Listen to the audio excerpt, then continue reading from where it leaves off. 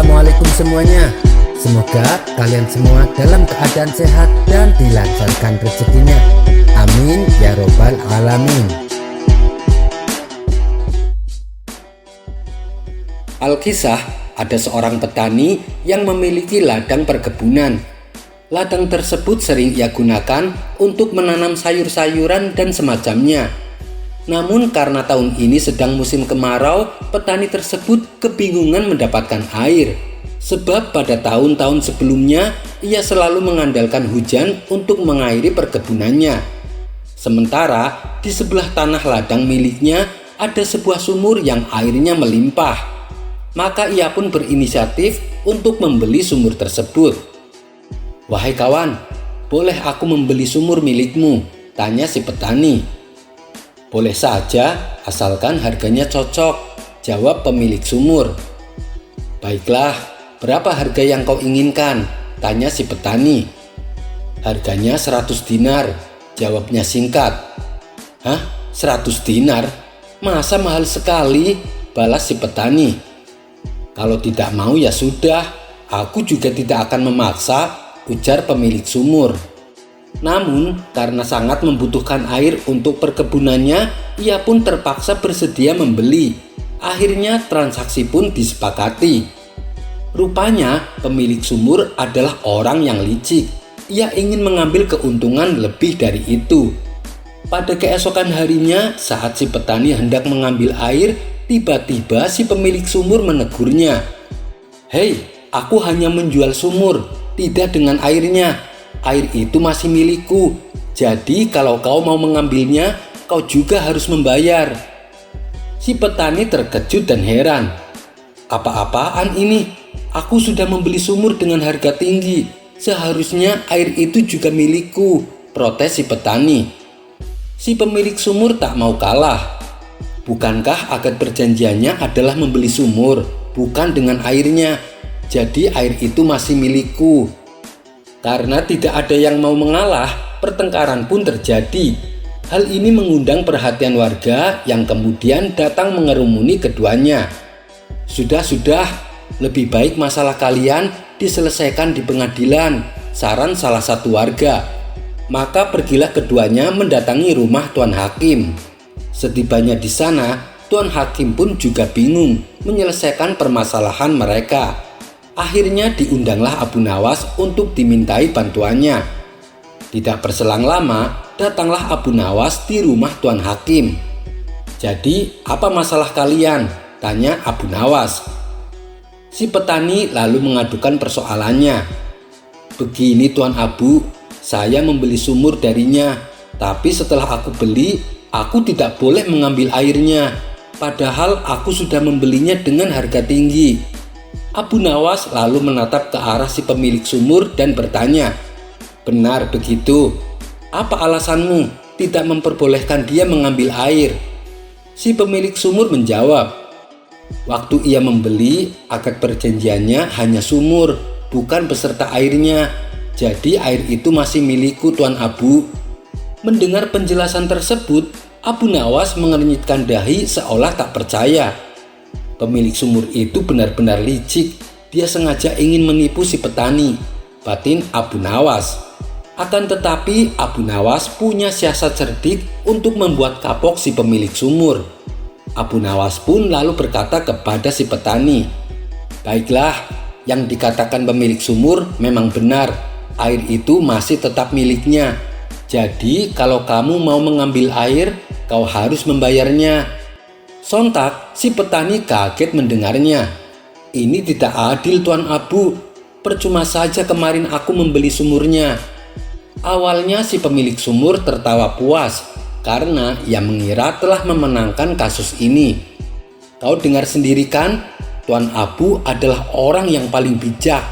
Dia telah memutuskan perkara secara adil," kata si pemilik sumur dengan bangganya. "Tunggu dulu, aku belum menyelesaikan perkataanku," ujar Abu Nawas. "Dengar baik-baik ya, air di dalam sumur itu memang milikmu, sedangkan sumurnya adalah milik si petani. Jadi saya perintahkan kamu untuk segera mengambil semua air tersebut. Ingat, Jangan sampai ada setetes pun yang tersisa, jelas Abu Nawas. Tapi Tuan Abu, itu tidak mungkin, kata si pemilik sumur terkejut. Ya kalau kau tidak bisa, berarti kau harus bayar sewa tempat, sebab airmu berada di dalam sumurnya. Wahai petani, berapa harga sewa perharinya? Tanya Abu Nawas kepada si petani. Si petani dengan sigap menjawab, 10 dinar Tuan Abu. Nah, mulai sekarang dan seterusnya, kau harus membayar 10 dinar kepada si petani, perintah Abu Nawas. Ini tidak masuk akal. Kenapa aku harus membayar sewa setiap hari? Protes pemilik sumur. Itu terserah kamu. Kalau kau masih menganggap air itu adalah milikmu, maka kau harus membayar sewa. Kecuali kau mengikhlaskan air itu menjadi milik si petani, terang Abu Nawas. Ya sudah, air itu biarlah menjadi miliknya, kata si pemilik sumur kecewa. Si petani pun merasa puas dengan keputusan tersebut. Awalnya ia mengira Abu Nawas tidak adil. Ternyata itu hanyalah sebuah siasat. Akhirnya berkat kecerdikan Abu Nawas, rencana jahat si pemilik sumur untuk memerah si petani menjadi gagal total. Kisah selanjutnya. Dikisahkan ada seorang tukang cukur yang hidupnya serba dalam kekurangan. Meskipun ia sudah membuka usaha di kota, namun usaha jasa cukurnya selalu sepi. Hal ini membuatnya hampir putus asa. Suatu hari datanglah Abu Nawas ke tempatnya untuk potong rambut. Si tukang cukur pun langsung menyambutnya dan mempersilahkannya duduk. Setelah Abu Nawas selesai potong rambut, lalu ia memberikan sejumlah uang sebagai upah jasanya. Saat memberikan uangnya, Abu Nawas menangkap kesedihan pada diri si tukang cukur. "Kenapa denganmu? Apa yang membuatmu murung?" tanya Abu Nawas. Tiba-tiba si tukang cukur membalasnya dengan jawaban yang mengejutkan. "Apa kau percaya kalau Allah itu ada?" kata si tukang cukur balik bertanya. "Iya, saya percaya. Memangnya kenapa?" sahut Abu Nawas. "Tapi saya tidak percaya kalau Allah itu ada," timbal si tukang cukur. "Tentu saja ada kawan, Allah itu ada," balas Abu Nawas. "Kalau Allah itu ada, kenapa hidup saya menderita? Kenapa Allah membiarkan saya menderita?" ujar si tukang cukur. "Itu merupakan ujian untukmu. Apakah kau bisa bersabar atau tidak?" tutur Abu Nawas. "Loh, katanya Tuhan Maha Pengasih dan Penyayang. Masa ada Tuhan tega memberikan ujian yang membuat hambanya menderita?" protes si tukang cukur. "Oleh sebab itulah saya sudah tak lagi menjalankan sholat, apalagi sampai duduk berzikir," kata si tukang cukur melanjutkan. Akhirnya keduanya pun berdebat yang tidak ada ujungnya. Setiap kali Abu Nawas meyakinkannya, si tukang cukur selalu saja membantahnya. Karena perdebatannya tidak menemui titik temu, Abu Nawas pun akhirnya meninggalkan si tukang cukur. Dan ketika dalam perjalanan pulang, tanpa sengaja Abu Nawas melihat orang gila dengan penampilan rambut gondrong. Tiba-tiba terbesit di benaknya sebuah ide yang cemerlang. Tanpa menunggu lama, Abu Nawas segera mengajak orang gila tersebut mendatangi tempat si tukang cukur. Sesampainya di depan tempatnya, Abu Nawas berteriak, "Tukang cukur nggak ada! Tukang cukur nggak ada!" Mendengar teriakan Abu Nawas, si tukang cukur keluar dari tempatnya.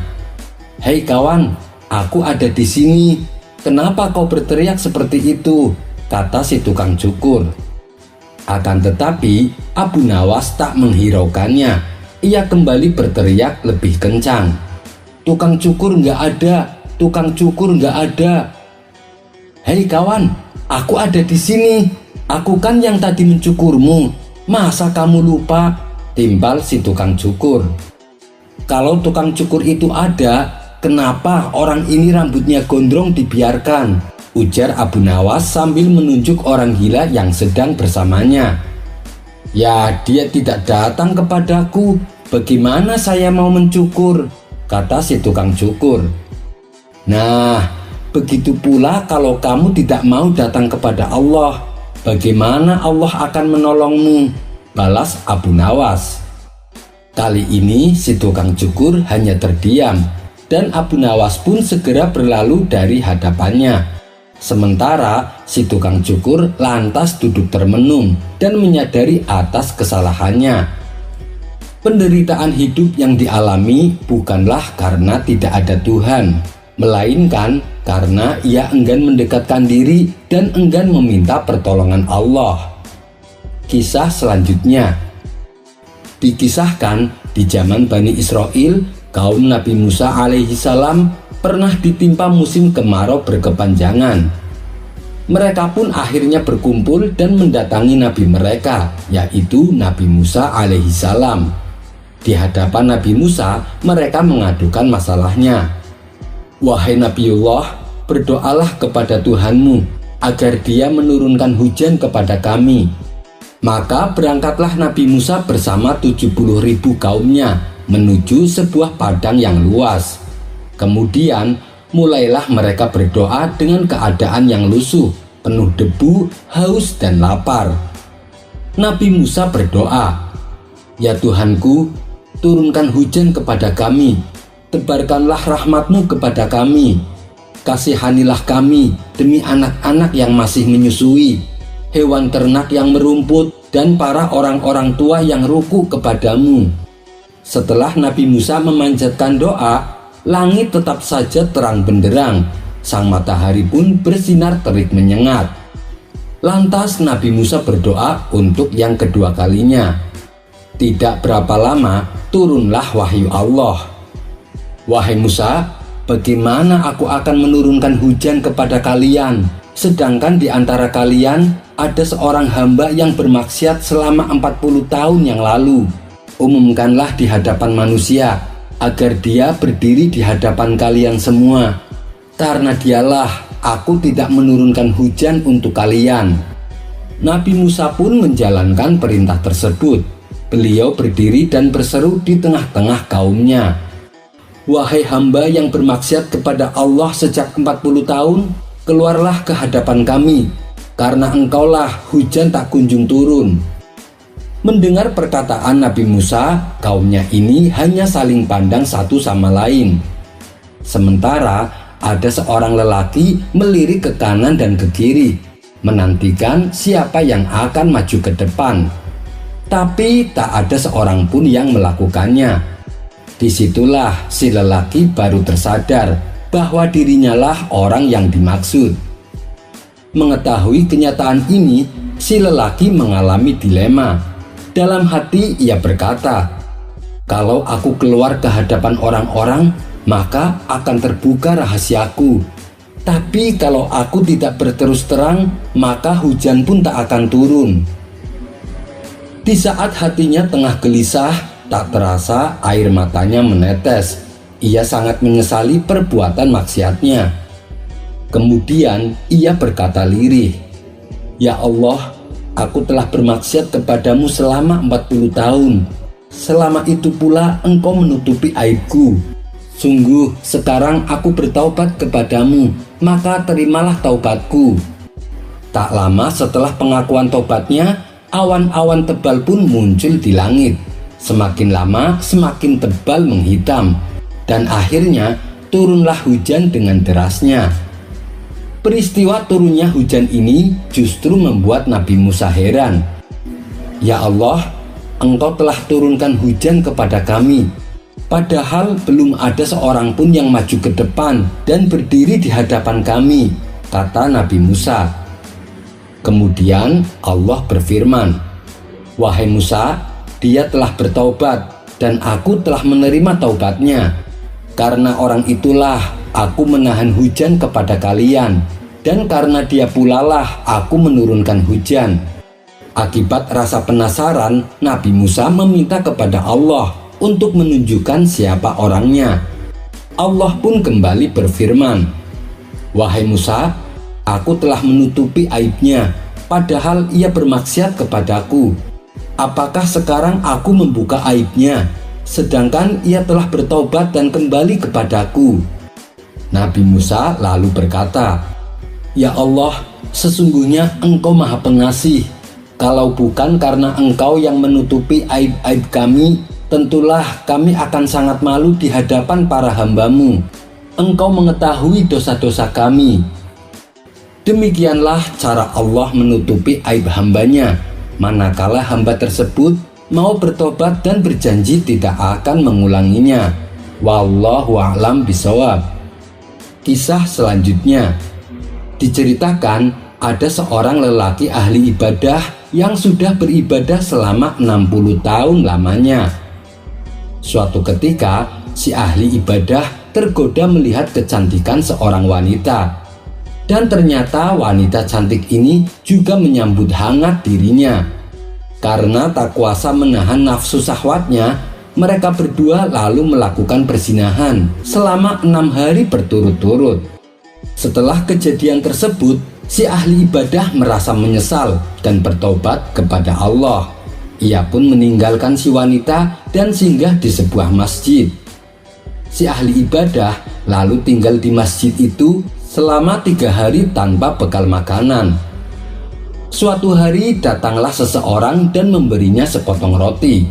Tapi ketika ia hendak memakannya, ia melihat 2 orang sedang kelaparan. Si ahli ibadah pun memotong rotinya menjadi 2. Kemudian roti tersebut dibagikannya kepada kedua orang itu, sementara ia sendiri tidak makan. Singkat cerita, Allah perintahkan malaikat untuk menimbang amal perbuatan si ahli ibadah, antara amal ibadahnya yang selama 60 tahun dengan perbuatan zinanya yang selama 6 hari. Ternyata perbuatan zina yang 6 hari lebih berat daripada amal ibadahnya yang 60 tahun.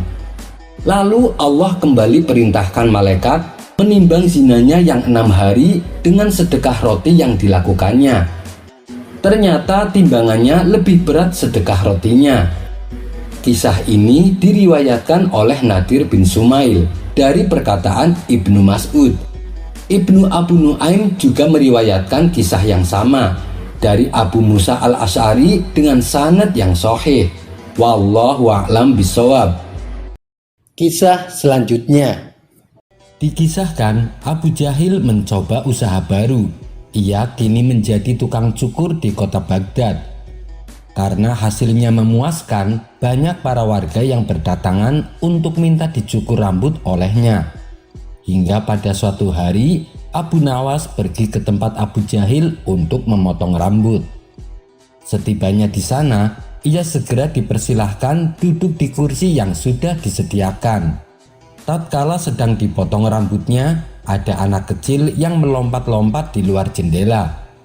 Perilaku anak kecil ini menarik perhatian Abu Nawas. Karena penasaran, ia pun bertanya kepada Abu Jahil, "Siapa anak kecil itu?" Dengan tertawa, Abu Jahil menjawab, "Itu anak paling bodoh yang pernah ada." "Loh, kenapa?" tanya Abu Nawas. "Nih, saya buktikan. Kau pasti akan tertawa melihatnya," balas Abu Jahil. Maka dipanggillah anak kecil tersebut dan disuruh masuk ke dalam. Abu Jahil lalu mengeluarkan uang. Di tangan kirinya memegang 5 dinar dan di tangan kanannya memegang 10 dinar.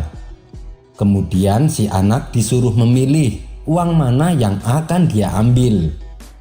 "Hei kamu, mau pilih yang mana? 5 dinar atau 10 dinar?" tanya Abu Jahil. Dengan cepat, si anak mengambil uang yang ada di tangan kirinya, yaitu 5 dinar. Ia pun segera bergegas pergi. Sontak Abu Jahil tertawa terpingkal-pingkal. "Kau lihat sendiri kan, betapa bodohnya anak kecil itu. Duit aja dia gak ngerti," kata Abu Jahil sambil terus tertawa. "Kamu sering melakukan ini padanya?" tanya Abu Nawas. "Iya. Setiap kali ada orang yang cukur, anak kecil itu selalu datang. Dan sebagai hiburan untuk tamuku, Aku selalu melakukan hal itu, jawab Abu Jahil. Singkat cerita, setelah selesai bercukur, Abu Nawas meninggalkan tempat Abu Jahil. Di tengah perjalanan, ia bertemu anak kecil yang ia lihat sewaktu dirinya potong rambut. Abu Nawas pun lalu menghampirinya. "Hei nak, boleh saya bertanya?" ucap Abu Nawas. "Boleh tuan, tuan mau tanya apa?" balas anak kecil tersebut. "Kenapa sih tadi kamu ambilnya uang yang 5 dinar, bukan 10 dinar?" tanya Abu Nawas. Dengan polosnya anak itu menjawab, "Karena kalau saya ambil yang 10 dinar, tukang cukur rambut itu tak akan lagi memberikan saya permainan yang sama. Biarlah saya dianggap bodoh olehnya. Yang penting saya selalu dapat 5 dinar secara berulang-ulang. Kalau saya pilih yang 10 dinar, permainan akan selesai dan saya tak bisa lagi mendapatkan uang dari dia." Mendengar penjelasan tersebut, Abu Nawas hanya tertawa geli. Dalam hati ia berkata, "Ternyata yang bodoh Abu Jahil, bukan anak itu." Ia pun memuji kecerdikan anak kecil tersebut. Kisah selanjutnya diceritakan pada suatu ketika Nabi Isa berjalan melewati sebuah perkebunan di sebuah desa. Di perkebunan itu beliau bertemu dengan seorang pemuda yang sedang menyirami tanaman. Begitu mengetahui orang yang datang adalah Nabi Isa, pemuda itu berkata, "Wahai Nabiullah, sudilah kiranya mohonkan kepada Allah agar dia berkenan memberikan cintanya kepadaku meski hanya sebiji atom." Nabi Isa menjawab, "Wahai pemuda, engkau tak akan mampu memikul cinta Allah meski hanya sebesar biji atom."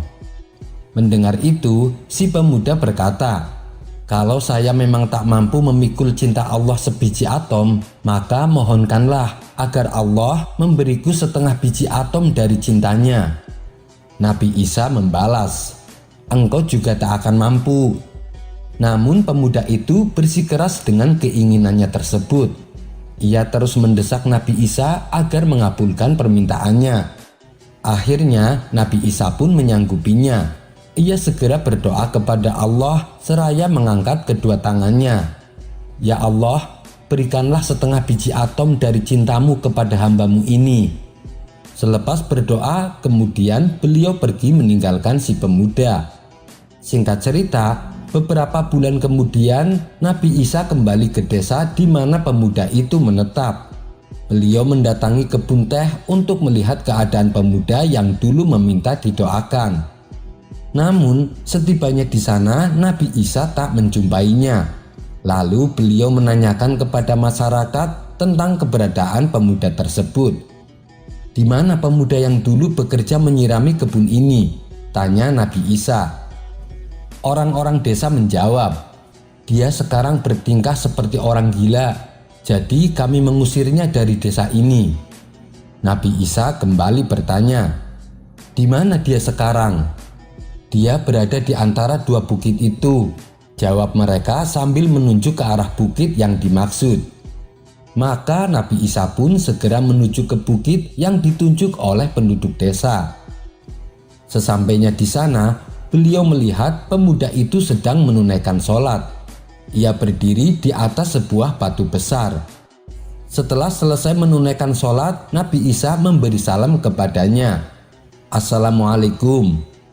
Akan tetapi pemuda tersebut tak membalas salam Nabi Isa. Bahkan ia sama sekali tak menoleh ke arah beliau. Si pemuda malah kembali sibuk mengerjakan sholat. Nabi Isa pun kembali mengucapkan salam untuk kedua dan ketiga kalinya. Namun pemuda itu tetap diam di tempatnya tanpa mengeluarkan sepatah kata pun. Kemudian Allah berfirman kepada Nabi Isa, "Wahai Isa, demikianlah orang yang menerima separuh biji atom dari cintaku. Ia tak akan dapat mendengar ucapan manusia. Andai saja engkau potong tubuhnya dengan gergaji, ia tak akan merasakannya karena kecintaannya kepadaku." Kisah ini terdapat dalam kitab Hadiqatul Aulia karya Tajuddin Naufal. Wallahu a'lam bishawab. Kisah selanjutnya. Suatu ketika, murid Imam Al-Ghazali mendapati orang yang rajin berzikir, namun masih saja berbuat maksiat. Hal ini mengundang tanda tanya besar dan rasa penasaran pada diri si murid. Bukankah bila seorang dekat dengan Allah, maka setan akan menjauh darinya? Rasa penasarannya membuat dia tak bisa tidur hingga keesokan harinya. Kemudian ia memberanikan diri untuk menanyakan hal itu kepada gurunya, yakni Imam Al-Ghazali. "Wahai guru, bukankah zikir bisa membuat seorang beriman lebih dekat dengan Allah dan setan akan berlari menjauh darinya?" kata si murid. "Iya, benar," jawab Imam Al-Ghazali. "Namun kenapa ada orang yang semakin rajin berzikir justru malah semakin dekat dengan setan?" tanya murid tersebut. Imam Al-Ghazali membalas, "Bagaimana pendapatmu jika ada orang yang mengusir anjing namun dia masih menyimpan tulang dan berbagai makanan kesukaan anjing di sekitarnya?" Si murid menjawab, "Tentu anjing itu akan kembali datang meskipun sudah diusir berkali-kali." Imam Al-Ghazali lantas menjelaskan, "Demikian pula dengan orang-orang yang rajin berzikir tapi masih menyimpan berbagai penyakit hati dalam dirinya. Setan akan terus datang dan mendekatinya, bahkan sampai bersahabat dengannya. Penyakit-penyakit hati itu adalah kesombongan, iri hati, dengki, ria, merasa paling baik, dan mudah menganggap rendah orang lain." Setelah mendengar penjelasan gurunya, maka terpuaskanlah rasa penasaran yang menghinggap pada diri si murid. Kisah selanjutnya. Dikisahkan pada suatu hari ketika Nabi Musa sedang duduk di persinggahannya, datanglah iblis yang mengenakan burnus. Burnus adalah semacam jubah indah berwarna-warni yang ada tutup kepalanya. Sebelum iblis mendekat kepada Nabi Musa, ia melepas pakaian tersebut dan meletakkannya. Kemudian barulah ia menghampiri Nabi Musa. "Assalamualaikum wahai Musa," sapa iblis. "Siapa kamu?" tanya Nabi Musa. "Aku adalah iblis," jawabnya. Nabi Musa lalu membalasnya dengan kalimat, "Semoga Allah tidak memberimu keselamatan." "Mengapa engkau datang ke sini?" tanya Nabi Musa kembali. "Aku datang ke sini untuk mengucapkan salam atasmu karena kedudukanmu dan posisimu yang mulia di hadapan Allah." Akan tetapi Nabi Musa justru penasaran dengan pakaian yang baru saja dilepas iblis. "Pakaian apa yang aku lihat padamu itu?" tanya Nabi Musa. "Itu adalah burnus yang aku gunakan untuk menculik hati anak cucu Adam." Maksudnya adalah menculik hati manusia. Ini merupakan ungkapan yang menunjukkan bahwa iblis menguasai hati manusia. Mendengar jawaban itu membuat Nabi Musa semakin penasaran. "Perbuatan apakah yang jika dikerjakan oleh manusia membuatmu dapat menguasai mereka?" tanya Nabi Musa kembali. Iblis tanpa ragu menjawab, ketika dia bangga dengan dirinya, menganggap amal baiknya telah banyak dan lupa akan dosa-dosanya. Setelah memberikan jawaban tersebut, iblis lalu menceramahi Nabi Musa. "Dan aku memperingatkanmu tentang 3 hal. Pertama, jangan menyendiri dengan seorang perempuan, karena tidaklah menyendirinya lelaki dan perempuan kecuali aku menjadi teman mereka, sehingga aku akan menggoda keduanya. Yang kedua, janganlah engkau berjanji kepada Allah kecuali engkau memenuhi janji tersebut. Dan ketiga, janganlah engkau berniat untuk bersedekah kecuali engkau berusaha mewujudkannya. Karena ketika seseorang berniat untuk bersedekah tetapi ia tidak berusaha mewujudkannya, maka aku akan menjadi temannya dan akan menghalangi untuk bersedekah, sehingga manusia hanya berhenti di niatnya saja." Setelah memberitahu tentang 3 peringatan kepada Nabi Musa, kemudian iblis pergi meninggalkannya. Lalu ia berbicara pada dirinya sendiri, Sekarang Musa sudah mengetahui hal-hal yang akan ia peringatkan kepada manusia. Kisah ini terdapat dalam kitab Ihya Ulumuddin karya Imam Al-Ghazali. Wallahu a'lam bishawab. Kisah selanjutnya. Al-Kisah, Abu Nawas diutus Baginda Raja supaya meninjau asrama penampungan orang-orang gila. Tujuannya adalah untuk mengetahui keadaan mereka. Sesampainya di sana, Abu Nawas melihat di antara mereka terdapat seorang pemuda ganteng. Penampilannya bersih, tidak mencerminkan seperti orang gila. Merasa si pemuda diperhatikan terus, ia pun menghampiri Abu Nawas. "Hei Tuan, saya ingin mengajukan pertanyaan," kata si pemuda. "Oh, silahkan," balas Abu Nawas. "Kapankah seorang yang tidur bisa menikmati tidurnya?" tanya si pemuda. "Ketika dia bangun dari tidurnya," jawab Abu Nawas. "Bagaimana dia dapat menikmati tidur, padahal ia sudah bangun?" tanya pemuda itu kembali. "Ya, kelezatan tidur itu sebelum dia tidur," jawab Abu Nawas. Namun pemuda itu kemudian bertanya lagi, "Bagaimana dapat menikmati kelezatan tidur sedangkan dia belum tidur?" Abu Nawas menjawab, "Kelezatan dan kenikmatan tidur saat dia tidur." Mendengar jawaban Abu Nawas, pemuda gila itu merasa tidak puas. Ia pun lantas berkata, "Orang yang sedang tidur tidak bisa merasakan sesuatu. Bagaimana bisa orang yang tidak sadar bisa merasakan sesuatu?" Abu Nawas terbengong mendengar jawaban pemuda itu. Kali ini ia tidak bisa menjawab pertanyaan si pemuda. Abu Nawas pun lalu bersumpah tidak akan lagi berdebat dengan orang gila. Kisah selanjutnya. Suatu ketika Abu Nawas menghadiri sebuah pesta pernikahan. Di pesta itu Abu Nawas disambut penuh hormat dan dipersilahkan duduk di depan meja yang penuh dengan hidangan. Tidak lama kemudian datanglah kawan Abu Nawas yang terkenal rakus. Ia langsung duduk di samping Abu Nawas dan memakan hidangan yang ada di depannya. Abu Nawas terus memperhatikan kawannya itu. "Ini orang rakus sekali, hampir semua hidangan dimakannya," gerutu Abu Nawas. Di samping makan sebanyak-banyaknya, kawannya Abu Nawas itu sibuk pula mengisi kantong bajunya dengan makanan. Melihat kerakusan kawannya tersebut, Abu Nawas timbul ide untuk mengerjainya. Ia lalu mengambil teko yang penuh berisi air. Diam-diam Abu Nawas menuangkan air teko tersebut ke kantong baju kawannya. Tentu saja kawannya itu terkejut dan berteriak, "Hei Abu Nawas, kamu gila ya? Masa kantong bajuku kau tuangi air?" bentak kawannya.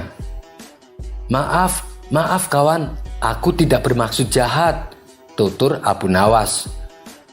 "Jelas-jelas kamu berbuat jahat padaku. Kau ingin mempermalukan aku ya?" kata kawannya semakin geram. "Sekali lagi saya mohon maaf kawan, saya tidak ada niatan untuk mempermalukanmu. Tapi tadi kulihat betapa banyak makanan yang ditelan oleh kantong bajumu. Saya khawatir dia akan haus, karena itu kuberi minum secukupnya," ujar Abu Nawas. Semua tamu yang hadir tertawa terpingkal-pingkal mendengar perkataan Abu Nawas. Sementara kawannya itu langsung meninggalkan pesta dengan menahan rasa malu. Kisah selanjutnya. Suatu ketika saat dalam pengembaraannya, Abu Nawas melintasi sebuah dusun yang sedang dilanda musim kemarau. Melihat kehadiran Abu Nawas, para warga langsung menghampiri Abu Nawas. "Tuan Guru, tolonglah kami, doakanlah kampung kami agar diturunkan hujan. Sudah 6 bulan kampung kami dilanda kekeringan. Tanaman-tanaman sudah pada mati. Air persediaan kami tinggal beberapa kantong saja," kata para warga mengeluh. "Baiklah, aku akan memanjatkan doa kepada Allah agar di kampung kalian turun hujan. Tapi ada syaratnya," ucap Abu Nawas. "Apa itu syaratnya, wahai Tuan Guru?" tanya salah satu warga. "Saya minta disediakan 1 ember air," jawab Abu Nawas. Maka datanglah setiap kepala keluarga dengan membawa air terakhir yang mereka miliki. Total air yang terkumpul hanya setengah ember. Abu Nawas lalu melepaskan pakaiannya yang kotor, dan dengan air itu Abu Nawas mulai mencucinya. Melihat hal itu, para warga pun terkejut. Bahkan ada salah satu orang yang berkata kepada Abu Nawas, "Hai Tuan Guru, itu air terakhir persediaan kami yang rencananya untuk minum anak-anak kami." Perbuatan Abu Nawas ini tentunya mengundang reaksi kemarahan warga. Ada yang mencemooh, ada yang membentak, ada pula yang menghujat. Namun di tengah kegaduhan itu, dengan tenang Abu Nawas mengangkat bajunya dan menjemurnya. Pada saat itu terdengar suara guntur begitu dahsyat yang disusul turunnya hujan lebat. Penduduk pun lupa akan marahnya.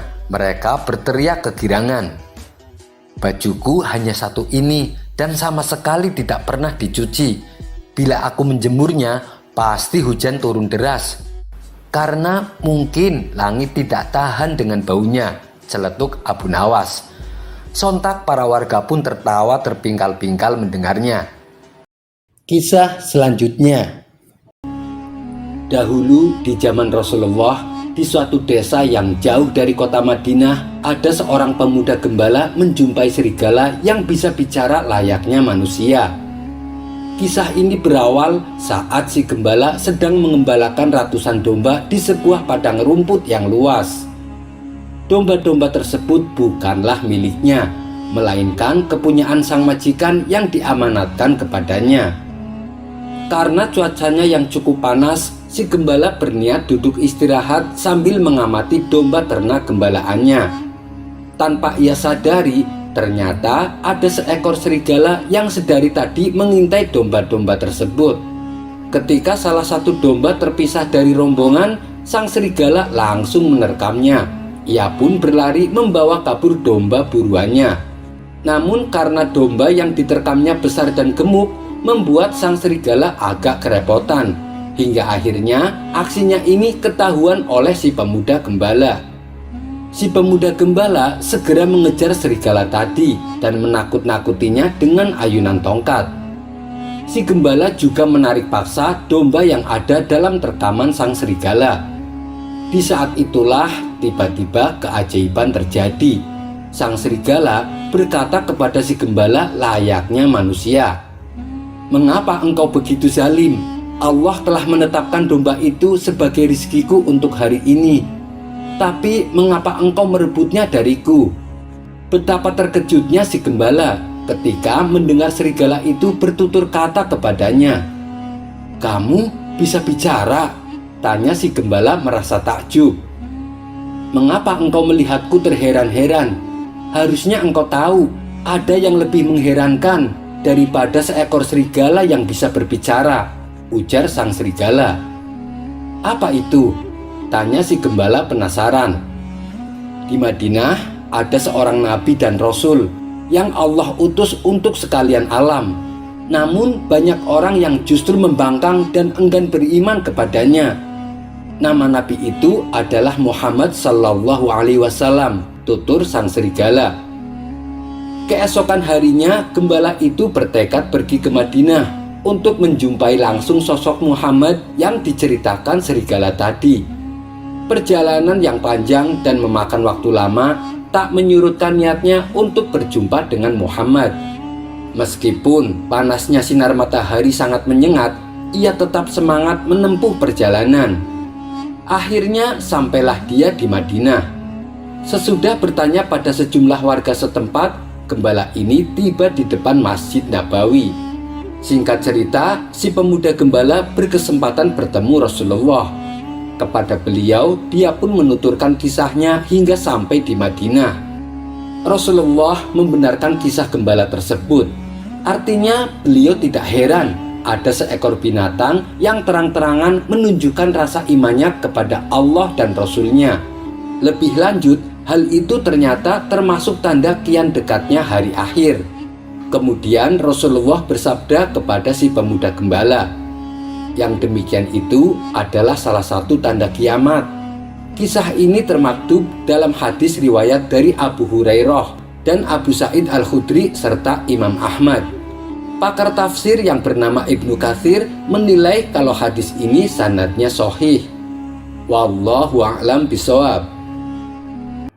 Kisah selanjutnya. Dikisahkan, suatu hari Baginda Raja mengundang beberapa ulama untuk berkumpul di istananya. Tentu saja Abu Nawas juga tak ketinggalan hadir dalam pertemuan tersebut.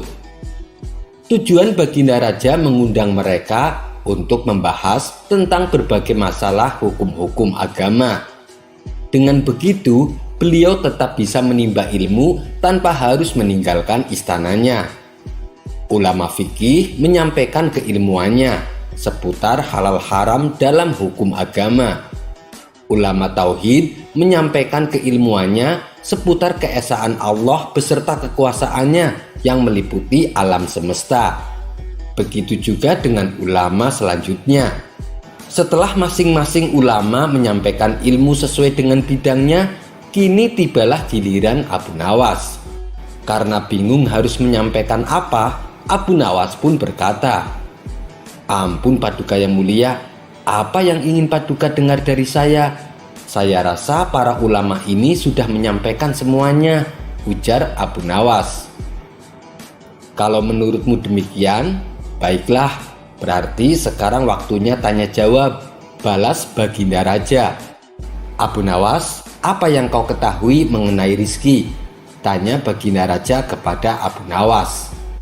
"Kita semua kan pasti meyakini bahwa rizki datangnya dari Allah.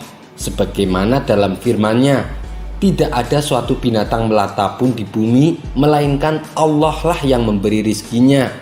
Rizki itu bisa datang dari mana saja Paduka. Kita sebagai manusia cukup bertawakal dengan benar. Niscaya rizki akan datang kepada kita. Lakukan yang menjadi bagianmu. Selanjutnya biarkan Allah mengurus lainnya."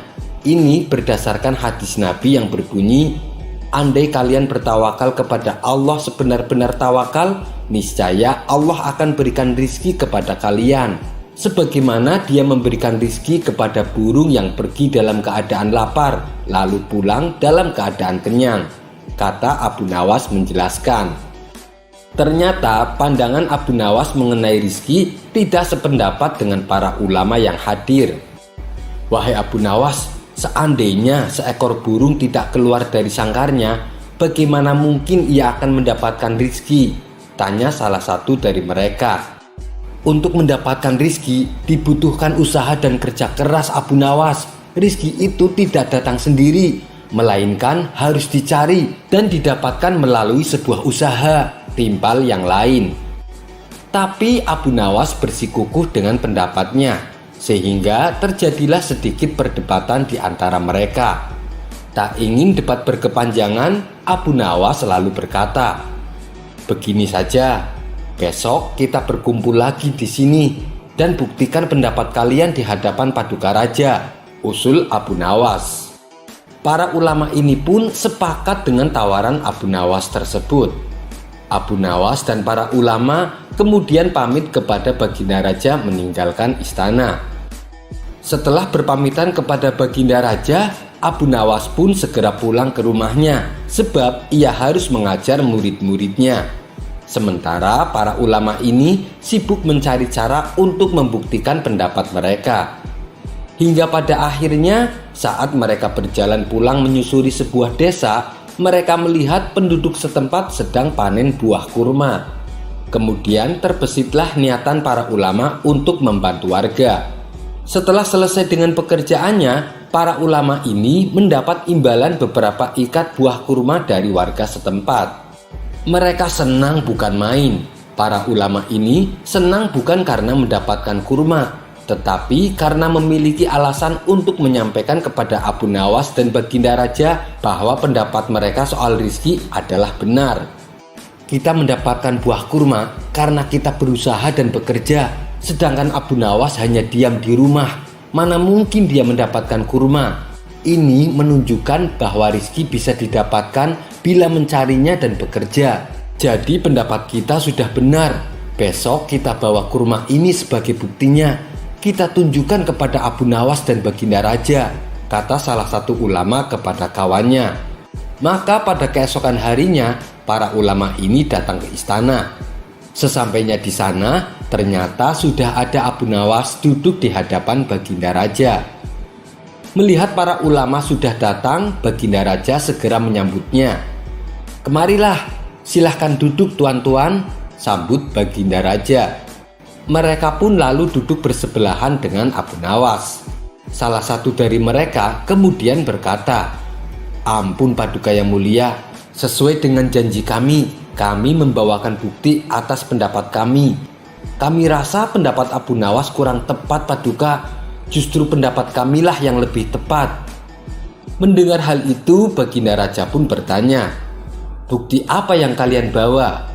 Para ulama ini segera menunjukkan beberapa ikat buah kurma dan meletakkannya di hadapan Abu Nawas dan Baginda Raja. "Buah kurma ini kami dapatkan karena kemarin kami bekerja membantu warga panen kurma. Jadi mengenai pendapat Abu Nawas yang mengatakan seseorang cukup bertawakal dengan benar, nanti rizki akan datang sendiri. Kami rasa pendapat tersebut kurang tepat Paduka. Pendapat kamilah yang lebih tepat. Karena rizki itu harus dicari. Seandainya kami tidak bekerja membantu warga, kurma ini tentu tidak akan sampai di tangan kami. Sedangkan Abu Nawas kemarin hanya berdiam diri di rumah. Apakah Abu Nawas mendapat kurma seperti kami? Tentu saja tidak Paduka. Karena kemarin Abu Nawas tidak bekerja," kata mereka menjelaskan. "Yang kalian katakan itu benar sekali. Saya sependapat dengan kalian," sahut Baginda Raja. "Bagaimana denganmu Abu Nawas? Apakah kamu masih membantahnya?" tanya Baginda Raja kepada Abu Nawas. Mendengar itu, Abu Nawas hanya tersenyum seraya mengambil kurma dan mencicipinya. Kemudian ia pun berkata, "Kemarin aku memang hanya di rumah seharian karena aku harus mengerjakan tugasku sebagai guru, yaitu mengajar murid-muridku ilmu agama. Dan hari ini saat kalian bercerita tentang kurma, tiba-tiba saya jadi kepengin. Alhamdulillah, kalian datang bukan hanya membawa ceritanya saja, tapi juga membawa serta buah kurmanya untukku. Bukankah ini juga bagian dari rizki yang datang tanpa sebab?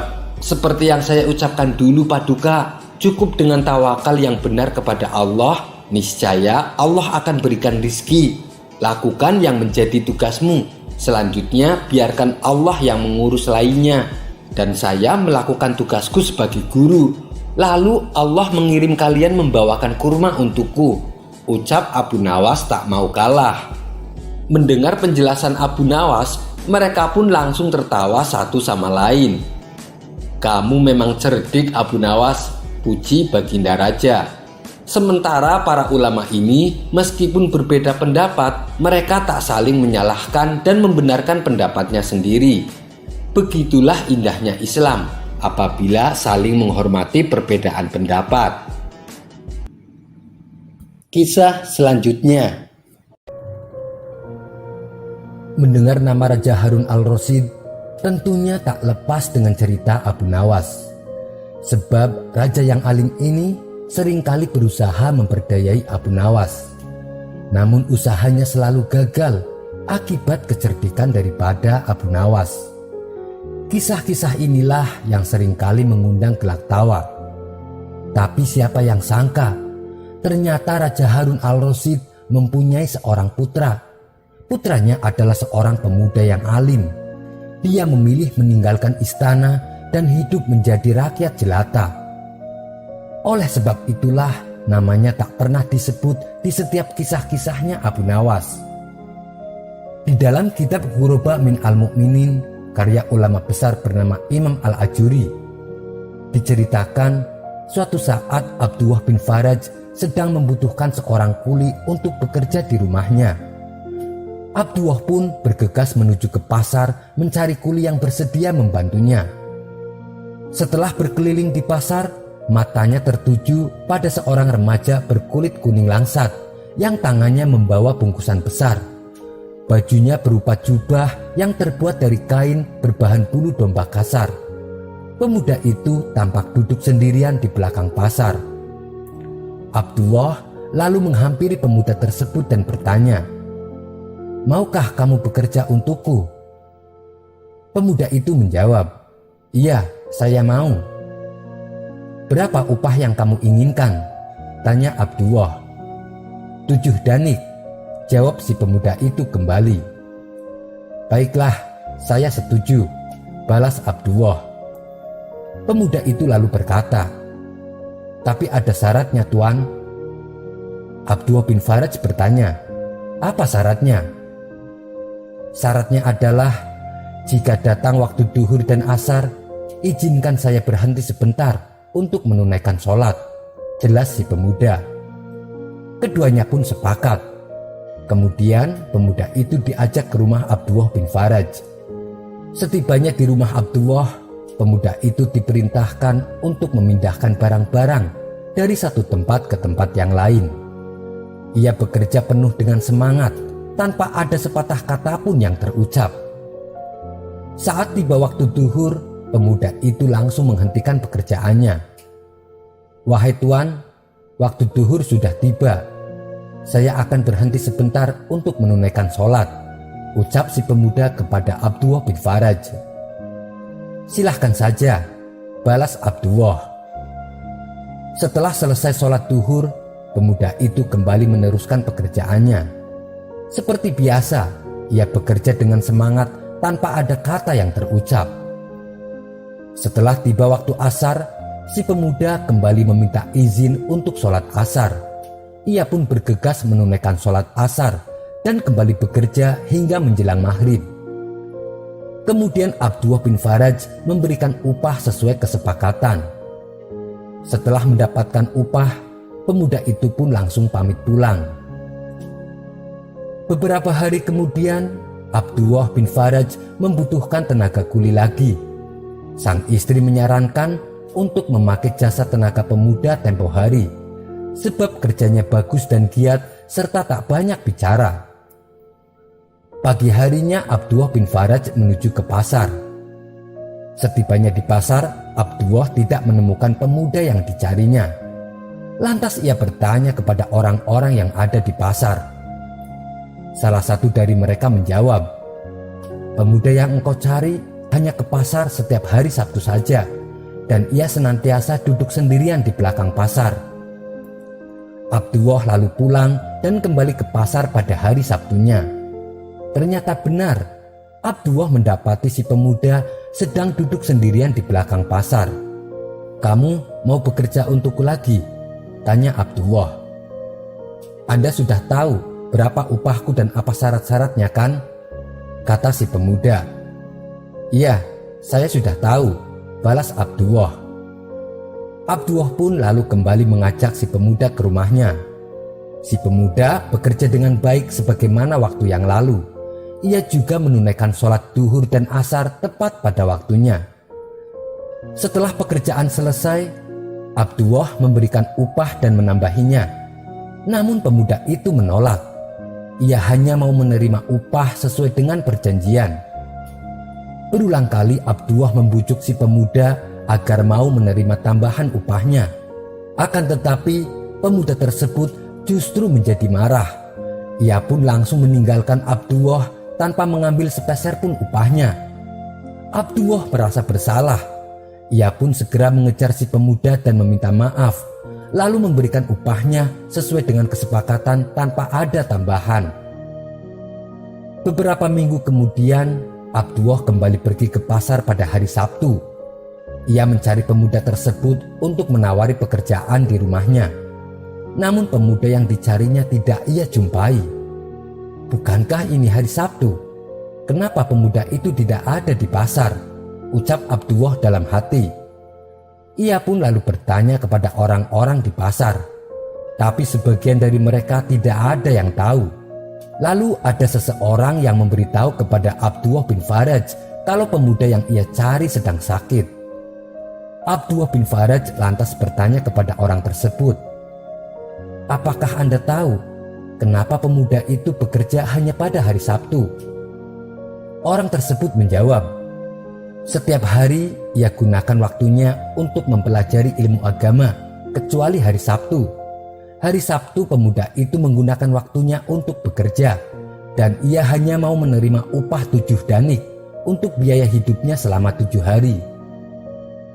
Mendengar penjelasan orang tersebut, Abdullah bin Faraj semakin penasaran dengan sosok si pemuda. "Beritahu aku, di mana rumahnya?" pinta Abdullah. Orang tersebut lalu menunjukkan lokasi rumahnya. Abdullah bin Faraj pun bergegas menuju rumah si pemuda. Ternyata si pemuda tinggal di gubuk kecil dengan seorang wanita tua. Abdullah lalu masuk ke rumah itu untuk menengok si pemuda. Tampaklah si pemuda sedang terbaring lemah dengan batu bata sebagai bantalnya. Abdullah pun menjadi iba. Ia lalu berkata kepada si pemuda, "Apakah engkau butuh bantuan?" Pemuda itu menjawab dengan suara lemah, "Iya, kalau tidak merepotkan Tuan." "Tidak, insya Allah tidak merepotkanku," balas Abdullah. Pemuda itu kemudian berkata, "Apabila aku mati nanti, jualah jubah bulu kambingku, dan uang hasil penjualan gunakanlah untuk membeli kain kafan. Tapi sebelum engkau menjual jubahku, bukalah sakunya, karena di dalamnya ada sebuah cincin. Setelah aku mati nanti, perlihatkan cincin itu kepada Raja Harun al-Rasyid. Bila ia melihatnya, ia pasti akan memanggilmu. Lalu berikanlah cincin itu kepada Raja Harun al-Rasyid." Abdullah pun menyanggupi permintaan pemuda itu. Setelah si pemuda wafat, Abdullah bin Faraj pergi ke kota Baghdad untuk menemui Raja Harun al-Rasyid. Setibanya di kota Baghdad, Abdullah bin Faraj melihat rombongan kerajaan sedang melintasi jalan kota. Ia lalu mencari posisi agar terlihat oleh Baginda Raja. Ketika Baginda Raja dan para pengawal melintas tepat di depannya, Abdullah bin Faraj langsung berteriak, "Wahai Amirul Mukminin, saya punya titipan untuk Anda." Abdullah bin Faraj lalu menunjukkan cincin si pemuda itu kepada Baginda Raja. Melihat cincin yang dibawanya, Baginda Raja memerintahkan pengawal untuk mengajak Abdullah bin Faraj ikut bersamanya ke istana. Setelah sesampainya di dalam istana, Abdullah bin Faraj dipersilahkan duduk dan dihidangkan berbagai makanan dan buah-buahan. "Dari mana engkau dapatkan cincin itu?" tanya Baginda Raja kepada Abdullah. Kemudian Abdullah bin Faraj menceritakan awal mula pertemuan antara dirinya dengan seorang pemuda dan amanat si pemuda kepada dirinya sebelum meninggal. Mendengar itu, Baginda Raja langsung menangis sesenggukan. Baginda terlihat sangat terpukul dengan kabar yang didengarnya. Setelah tangisnya mereda, Abdullah bin Faraj memberanikan diri bertanya kepada Baginda Raja, "Wahai Amirul Mukminin, siapakah gerangan sebenarnya pemuda itu?" Baginda Raja menjawab, "Pemuda yang engkau ceritakan itu adalah anakku." "Bagaimana itu bisa terjadi?" tanya Abdullah heran. Baginda Raja lantas bercerita, "Ia lahir sebelum aku menjadi raja, dan ia tumbuh menjadi anak yang soleh. Ia menghafal Al-Quran dan mempelajari ilmu agama.